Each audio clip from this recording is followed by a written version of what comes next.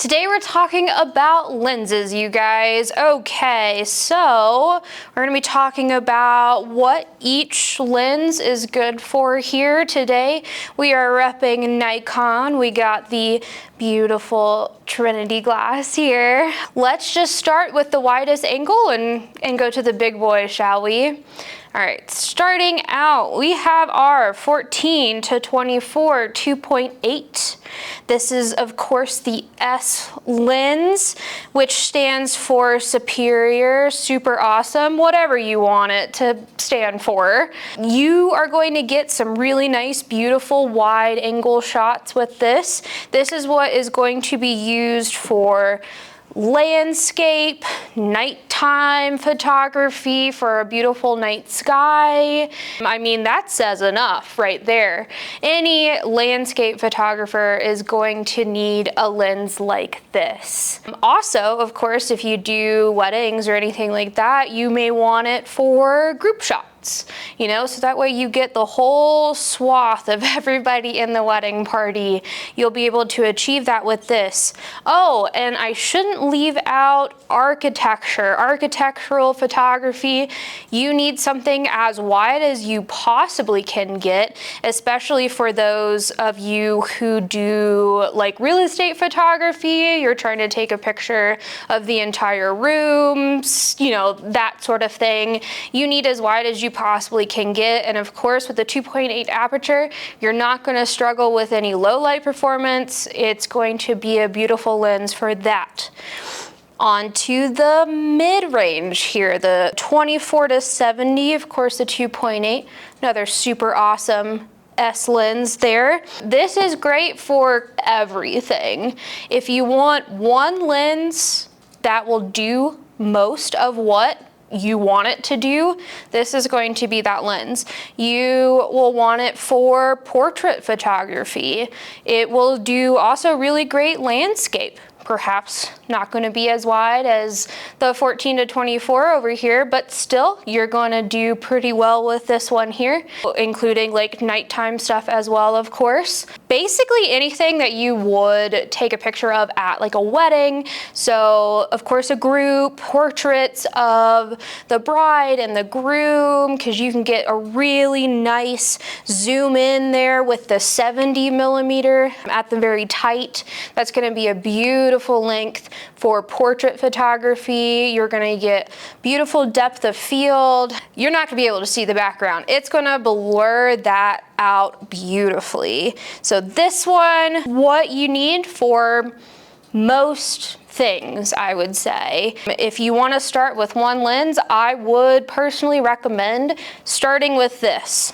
Now on to the big beast here. We have the 70 to 200 2.8 S lens. Of course, you will want this for sports. Beautiful sports lens. It is going to be the best sports lens out there that you can get. You need something that's going to be fast. You can up your shutter speed to as fast as you really need it to be, especially if you're going to be in a gymnasium where the light is not great or out on like the football field and like the stadium lights.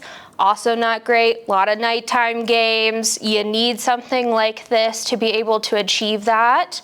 Also, of course, a lot of wedding photographers use this lens because you can be farther back in the venue and still get beautiful shots of the bride and the groom from far back, which is wonderful. You need that. You don't want to be in the way of the bride and groom, which you would probably need to be a little bit more so when you use a lens like this. So you can be a lot farther away here. A lot of concert photographers want something like this because of the low light performance, and they can be also farther back in the venue as well. So there's a lot of things that you can do with this. Also, now, if you're a wildlife photographer, you may also want this lens because you can essentially make it into another whole lens with this little piece right here. This is a 2 times teleconverter. You basically want to just install it to the rear of the lens here. Right, so just like that, just gotta match it up. Just like that, attach it to the camera. You're gonna get an extra 2 times your focal length with this adapter. So this will make it a 140 to 400. Now it does stop down, so you are going to lose a couple of stops of light. However, that is just fine because with this lens, you already have that 2.8 aperture. So the 2 stops of light down is going to be about an f4 or so. And that is still a wonderful aperture, still quite fast for a lot of things, especially if you're outside in like the bright sunlight and you're doing wildlife photography like that. So that is what these lenses are all going to be good for. So what you're seeing is the 14 to 24 here. So as you can see, you'll be able to see probably our whole background here. All right, so yeah, you can see kind of our whole background here. The depth of field is not going to be nearly as shallow because it is a wider lens. So as you zoom in though, it'll be a little bit more so. But yeah, that way you'll be able to get everything that you need to get in your picture there. So what you're seeing now is the 24 to 70.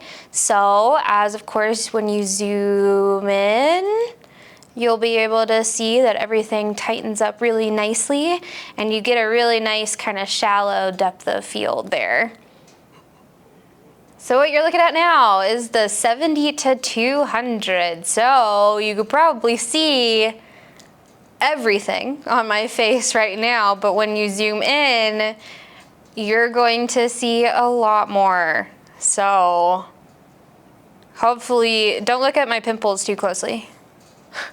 If you want to start a photography career and you just want a few really great lenses, this is what you need. So you should come by and check them out in store, maybe take some shots with them and see how they work.